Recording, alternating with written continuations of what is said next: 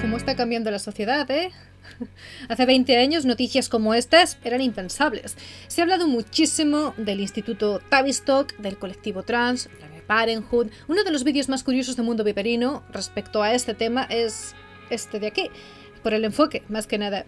La práctica de la transición puede ser la salvación para quien realmente la requiera, o un parche en función de las necesidades de la persona, o un infierno en vida si quien lo recibe no está seguro.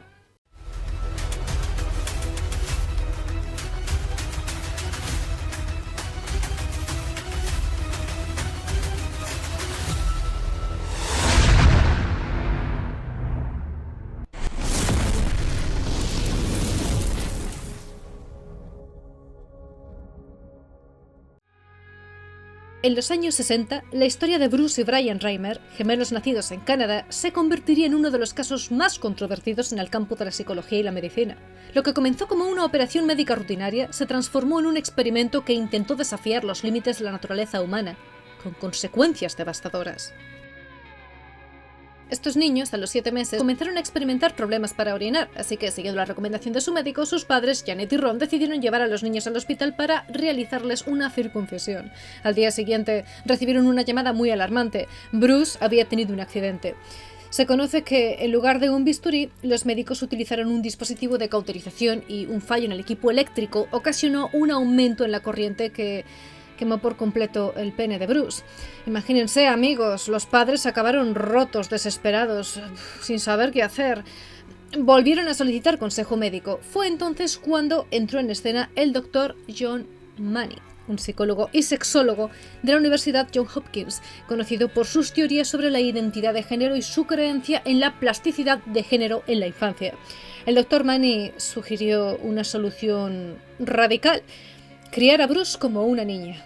Según su teoría, la identidad de género no era innata, sino algo moldeable, y si Bruce era criado como una niña, pues desde muy temprana edad podría adaptarse a su nuevo género. Remarcaba que el género era un constructo social.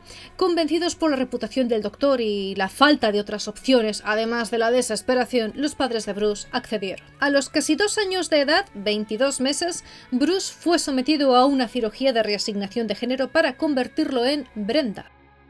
A partir de entonces, los Reimer criaron a Bruce como una niña, siguiendo al pie de la letra todas las instrucciones del Dr. Money. Este experimento, que luego se conoció como el caso de John Joan, fue presentado por él como un éxito rotundo y durante años fue citado como evidencia de que la identidad de género era completamente moldeable. El experto remarcó que si querían que el cambio de género funcionara, los padres nunca debían decirle a Brenda ni a su hermano gemelo que había nacido siendo un chico. Así que para seguir su progreso, el caso fue bautizado como John Joan y la identidad de Brenda se mantuvo en secreto. Sin embargo, la realidad era muy diferente de lo que iba por ahí escribiendo públicamente el Dr. Money. Aunque Bruce, ahora Brenda, fue criado como una niña, nunca se sintió cómodo en su nueva identidad. Desde muy temprana edad, Brenda mostró comportamientos considerados típicamente masculinos y rechazaba los estereotipos femeninos. A pesar de los esfuerzos de sus padres y de este médico, Brenda jamás se sintió como una niña y esto le llevó a una vida de confusión, angustia y aislamiento. En una de esas sesiones anuales, el Dr. Money grabó que la niña tiene muchas características de marimacho, una abundante energía física y un alto nivel de actividad y rebeldía, y a menudo es la que domina en un grupo de niñas. Para 1975, cuando los niños tenían ya 9 años, el Dr. Money publicó un estudio detallando sus observaciones. El experimento, dijo, había sido un éxito. Estaba eufórico. Nadie más sabe que Brenda es la niña cuyo caso están leyendo en los medios. Su conducta es tan normal como la de cualquier niña y difiere claramente de la forma masculina como se comporta su hermano gemelo. No hay ninguna señal que provoque sacar conjeturas contrarias. Pero insistimos, amigos, ¿qué estaba pasando en realidad? Los estudios determinaban esto. Públicamente se insistía en semejantes declaraciones, pero en la práctica, pues desde que le practicaron la orquiectomía, la criatura orinaba a través de un agujero que le habían realizado en el abdomen. Y al iniciar la pubertad le suministraban estrógenos para provocar el crecimiento de los pechos. Al dejar la familia de realizar las visitas periódicas, Money dejó de publicar sobre el caso, sin dar a entender que el experimento comenzaba a tener lagunas o indicios de fracaso. Se cayó. Para la familia Reimer, estas visitas de control en Baltimore eran traumáticas más que terapéuticas.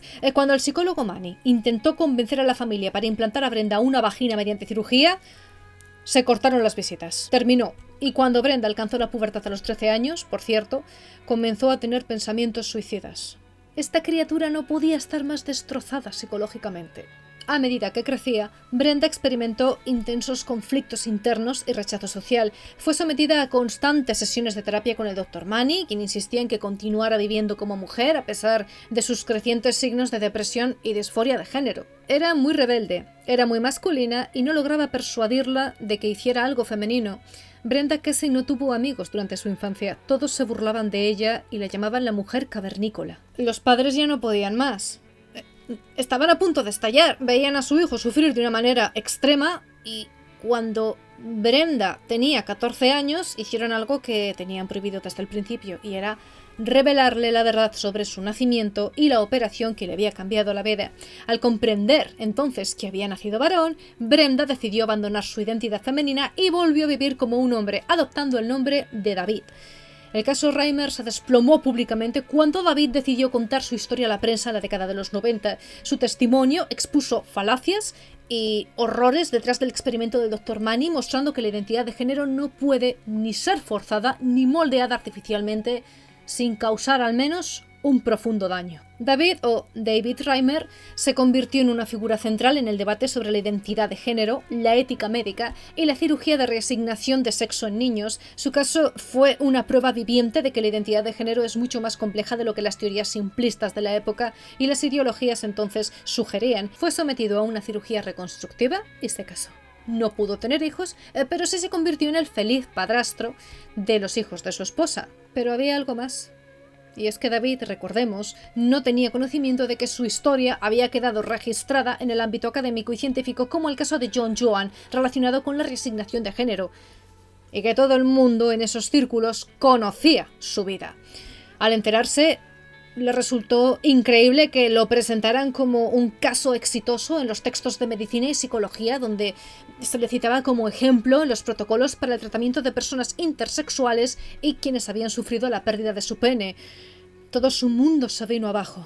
Así que a los 30 años, David enfrentó un episodio crítico de depresión, lo que le hizo perder su empleo y a su mujer. Su hermano gemelo sufrió problemas psicológicos graves, posiblemente exacerbados por la situación de David, y murió en 2002 a causa de una sobredosis de antidepresivos. Esto, a su vez, le afectó más aún. Los casos como el de John Joan, en donde un accidente fue la raíz del problema, son extraños, son insólitos, pero cuando se presenta un caso de los llamados trastornos del desarrollo sexual, se deben tomar muchas decisiones sobre si se debe criar a un niño como hombre o mujer. El paso que es realizar una transición, un cambio de género, una operación de cambio de sexo, una hormonación, etc., son algo, amigos, muy delicado, algo muy laborioso, un capítulo que afecta, se quiera o no, por mucho cuidado que se tenga, afecta física y psicológicamente, y que una vez que se empieza no hay vuelta atrás, o al menos nada vuelve a ser igual. Convertirlo en moda, mancharlo con falacias médicas, hacer uso de la desesperación de alguien por algo, todo esto hace un doble daño. Primero, a quienes falsamente creen que precisan de ese proceso, y segundo, a quienes optan por ello por necesidad, porque en el fondo todo esto se termina por convertir en una herramienta más de un intercambio de intereses. Y ya les digo que, insisto, es un tema bastante delicado, que requiere de mucho respeto a la hora de hablar de ello. Y desde luego el mundo viperino estamos intentando tratarlo de la manera más humana posible. El caso de Bruce y Brian Reimer es un testimonio de los peligros de la experimentación médica y psicológica cuando se basa en teorías no comprobadas y en la manipulación de la vida de los seres humanos. La tragedia de los gemelos Reimer sigue siendo una advertencia sobre los límites de la ciencia y la importancia de respetar la identidad y el bienestar de las personas, especialmente de los más vulnerables. Hoy su historia sigue resonando en los debates sobre género, ética médica y derechos humanos, recordándonos las terribles consecuencias de jugar con la naturaleza humana. Incluso hay un libro al respecto. Ya lo ven, amigos. Bestseller. Este libro tuvo un impacto significativo en diversas prácticas en el ámbito médico y la verdad es que sí que ayudó a profundizar en el entendimiento de la biología sexual. Una vez que su historia se hizo conocida, se observó una disminución en el número de cirugías de reasignación en personas con micropenes, malformaciones u otros casos de pérdida del pene durante la infancia. La situación de Reimer brindó respaldo a los investigadores que argumentaban que las hormonas presentes durante el embarazo y en la infancia juegan un papel crucial en la formación del cerebro y su identidad sexual. Paralelamente, surgió escepticismo respecto a las cirugías de reasignación, incluso en individuos intersexuales que presentan deficiencias o insensibilidad a la testosterona. La Asociación de Intersexuales de América del Norte, que se opone a las cirugías no consensuadas, utiliza la historia de Reimer como un ejemplo para resaltar la importancia de no alterar los genitales en menores. Amigos, hasta aquí la historia. Una historia que, insistimos, hemos intentado expresarles desde el máximo respeto, en particular para los aludidos, desde el interés científico y la ética y para que no caiga en el olvido. Tal y como vamos en estos momentos, sucesos así se van a convertir en algo tabú o se va a considerar como un ataque hacia determinados discursos. ¿Quién sabe? El tiempo dirá. Nos vemos en el próximo programa. Un abrazo.